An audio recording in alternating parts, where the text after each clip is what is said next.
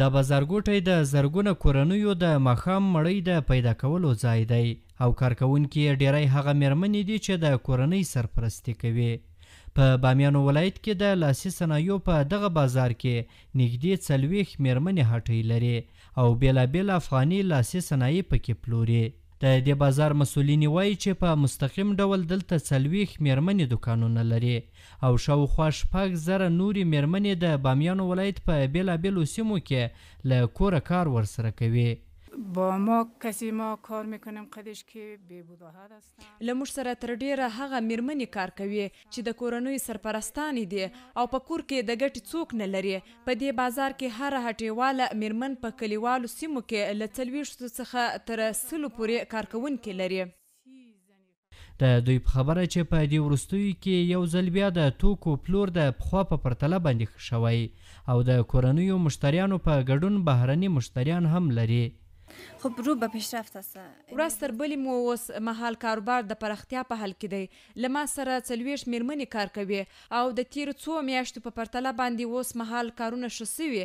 که څه هم د تیرو څو کلونو په څیر مشتریان نه لرو خو کارونه مو نسبتا ښه دي.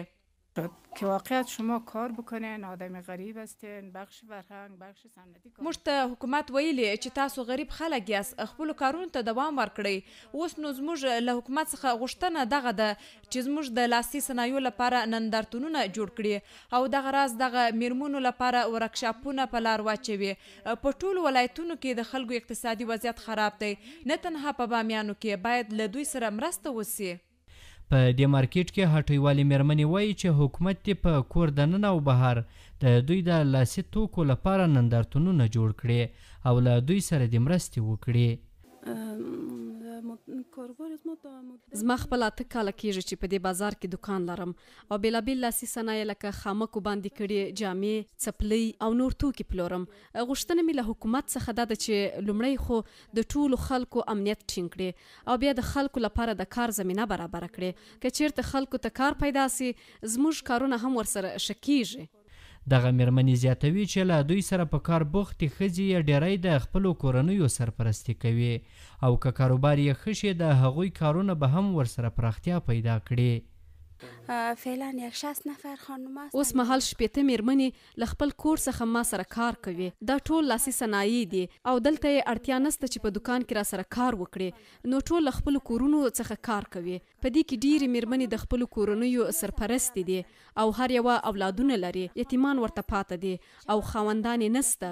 زموږ غوښتنه له حکومت او مؤسساتو دواړو څخه دا ده چې د یوې ګونۍ وړو د مرستې پر ځای دې دغه میرمنو ته د کار زمینه برابره کړي.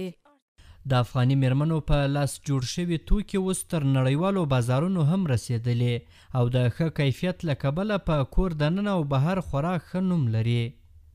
هڅه مو وکړه چې د سرپرست حکومت د صنعت او سوداګرۍ وزارت نظر هم له ځان سره ولرو خو بریالي نه شو. احسان الله کریمي، CMG، بامیان.